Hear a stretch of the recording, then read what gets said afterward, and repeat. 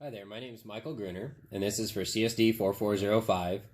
We're going to be talking to the target audience, which is my uncle who's a history professor, about neurons and their composition.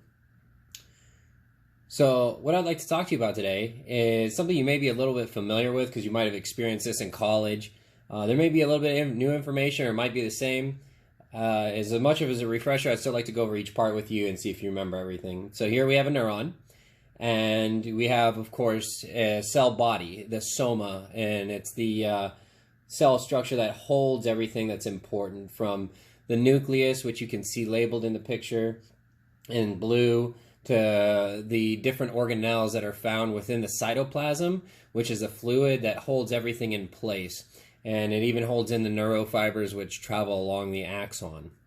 Now, in the end here, you see where the nucleus is. This end is the end that has the dendrite in this type of neuron. And the dendrite will essentially be the receiving end, and it's going to go ahead and receive signals from other nerve cells and travel those signals along the axon and underneath the myelin sheath and out through the axon terminals. Now, if you look at the axon and you look at how the nerve fibers travel along what looks like a tail, you'll see that it's covered in a myelin sheath or a fatty tissue, and this fatty tissue will allow for conductivity and allow that signal to travel along without a loss of quality. So you end up with some very long nerve fibers in the body because of this. And between the myelin sheath nodes, you have nodes of Ranvier, and you have the Schwann cells, which are another myelin sheath inside of the myelin sheath that's there. And then at the end, you'll have the axon terminal, in which this nerve cell will use its composition to communicate effectively with other nerve cells through their dendrites.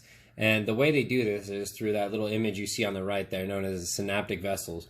And the synaptic vessels will have little nodes that will have chemicals that will release and have the ability to go into the synapses and be accepted by other little receptors on the dendrites. And this is essentially how one nerve can talk to another. And because of things like the myelin sheath and these little protective insulated tails being able to be really long, sometimes you'll have a very long cell before you can get up to the smaller cells like in our brainstem and throughout our brain.